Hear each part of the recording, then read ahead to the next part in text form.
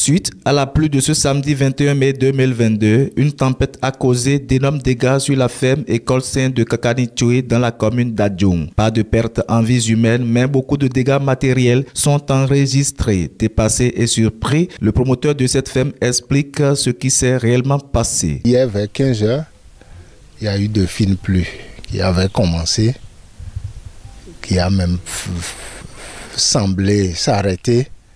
Et puis tout d'un seul coup, il y a eu de vents violents qui a tout dévasté. Là, on est vraiment fauché, quoi. Vous pouvez voir, les maisons sont parties. Même l'arbre à palabre, qui est là, qui est un grand symbole ici, est parti. Donc on se pose vraiment beaucoup de questions par rapport à l'avenir. Qu'allons-nous devenir? Mais pourquoi ça nous arrive comme ça? Voilà, tout autour, on a planté des arbres qui devraient même servir de brise-vent. Vous avez vu les manguiers, tout est à terre. Et là, maintenant, nous avons enregistré différentes pertes. La grande maison, la salle de rencontre, vous pouvez la voir. C'est parti. L'unité de transformation est complètement partie. Le plus gros, c'est que dès tout à l'heure, nous allons manquer de l'eau même. Vous avez vu les plaques solaires qui sont éparpillé un peu partout. Tout ça a été vraiment emporté par le vent. À la suite, c'est au recteur de la ferme École Saint de faire le point pêle-mêle des dégâts matériels causés par ce vent violent. Je suis reconnaissant à Dieu pour ce qui s'est passé, parce qu'on ne déplore pas aujourd'hui de pertes en vies humaines. Parce que ce qui s'est passé hier à la ferme, c'est quoi? C'est la première fois en 24 ans d'existence à la ferme. Il y a toute notre plantation d'acacia à l'intérieur de l'exploitation qui est partie. L'unité de transformation complètement détruite. La grande salle de rencontre à la ferme qui sert également de salle de formation est partie.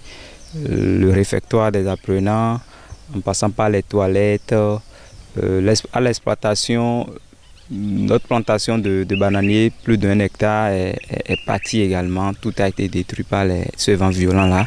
À côté, on a également presque 1 hectare de manioc complètement déraciné, 1 hectare de papayer en pleine production également, bien détruit. Donc c'est dommage ce qui est arrivé. Je me demande combien de temps cela nous prendra pour nous relever, mais voilà, c'est la vie de l'agriculteur.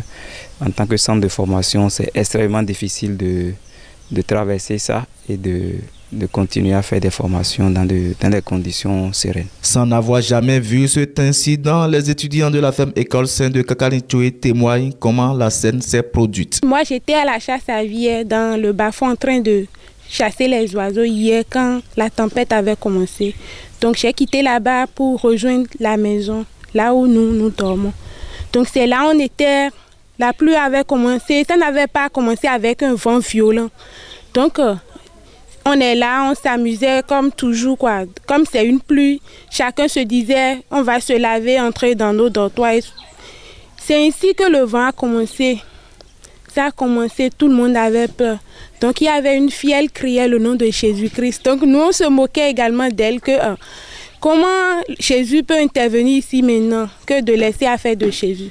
Donc c'est ça, on a vu ce qui s'est jamais reproduit devant nous. Ce vent, ça a détruit beaucoup de choses à la ferme. On était là.